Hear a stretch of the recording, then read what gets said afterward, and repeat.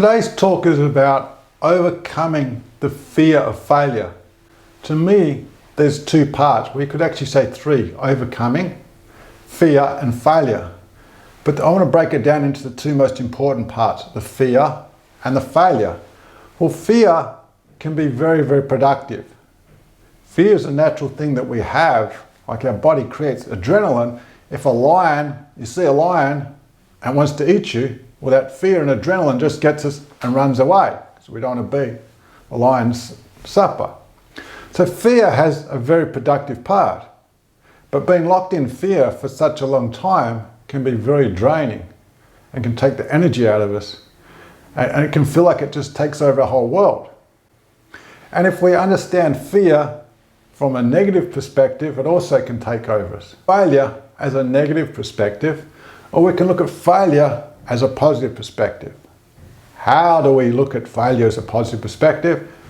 You know, they talk about the light bulb being bought. Thomas Edison, they say he's got piles and piles of notes every time it didn't work.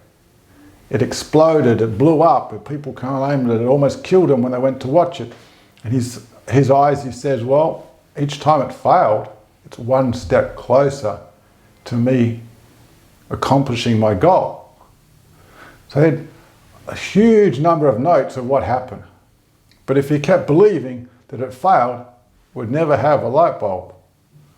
So from there, we have light. So he kept putting that failure down. And there's another stories I know, like the Wright brothers. They never said, these are two bicycle mechanics.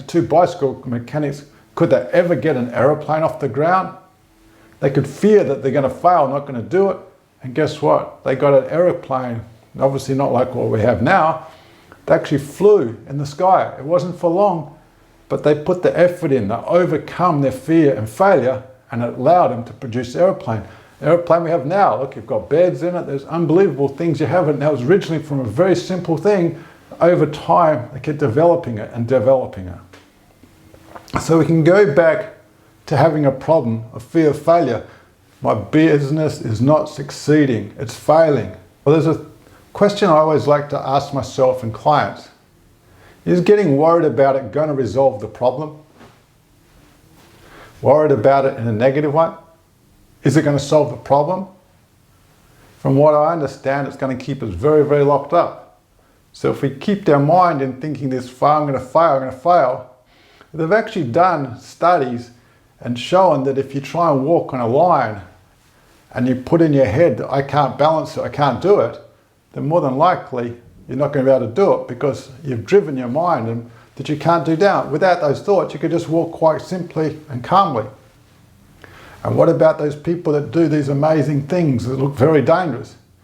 Are they worried, I'm going to fall every second?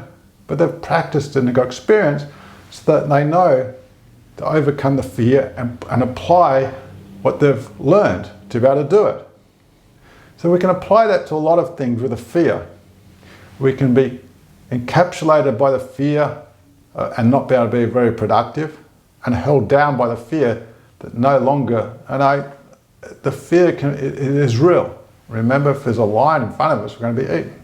So we get out of the way. The fear that we're not going to be able to succeed or fail is actually keeping us not achieving our goals, because we're sending a message to ourselves, a message to God, the universe: failure, failure, failure.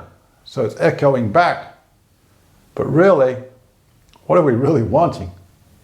Are we really saying, I want failure? I'll use another analogy.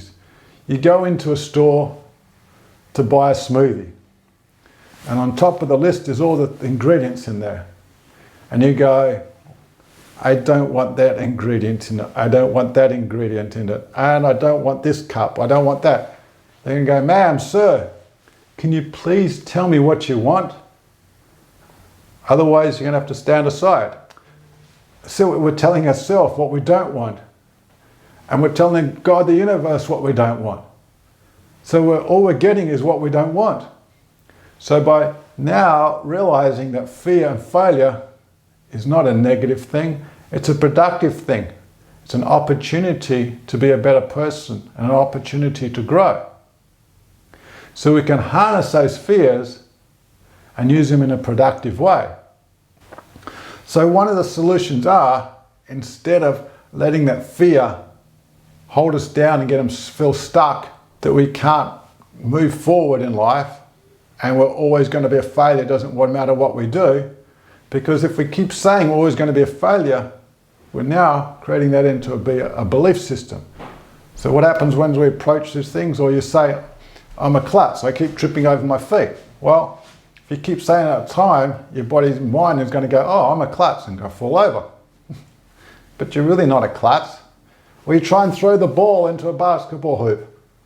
I can't throw it in. I can't throw it in. Well, if you tell yourself enough times, what's going to happen? It's not going to go in there. Do you think the top of the top basketball players keep saying to themselves, oh, I'm just going to throw it, it's not going to go in there? They've put so much effort into it. They've got a mindset that knows that they can do it. They've got the physical actions. They've got the emotional, all part of it. So if we can harness that from being a negative to realizing, right now, this is the way I'm thinking. I can make a conscious choice to either accept the belief that I'm a fear of failure, or I can realize that fear of failure is just present with me right now, and I'm going to learn that I'm going to accept it and move on. Now you're going to say to me, why accept it?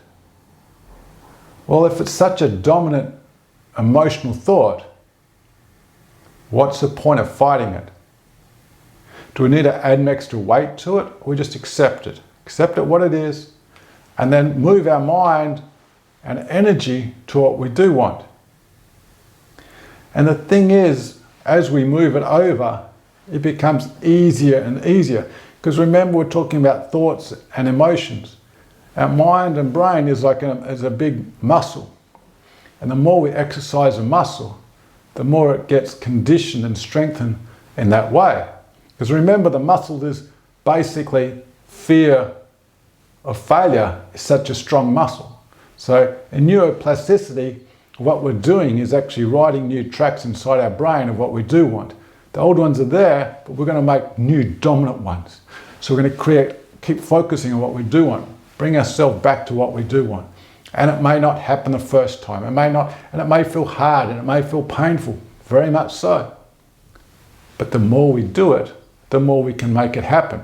Now, this is just one of the beginning steps to overcoming fear.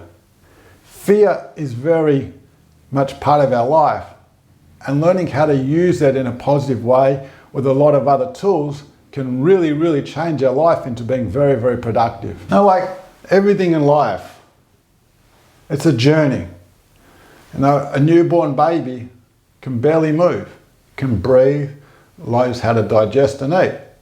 But it can't walk, it can't run, it can't stand up. But it's a process. So maybe the first process of fear of overcoming failure is just watching this video. And I thank you. Oops! Well, I remember, if you hit the like button, I appreciate it a lot. A nice positive comment. I love to read the comments about what you liked about the video down below. It's so amazing to read them. If you're subscribed, thank you very much. If you haven't subscribed yet, please hit the subscribe button. I appreciate it a lot. And the thing is, it's a journey. This could be the first thing, is to accept that the fear is real, but it doesn't have to dominate my life. I no longer need to be driven by the fear of failure. I can quite happily accept it and use that as a step. Remember, there's beautiful ways, many ways to achieving this. We've got meditation, we've got mindfulness, we've got being present. There's so many different techniques that we can learn to think about how to apply. We can write things down, we can diary, we can focus our mind on different things. There's so many different amazing ways that we can finally overcome it over time. But it's a journey. And I thank you very much for watching. I appreciate it a lot. Thank you.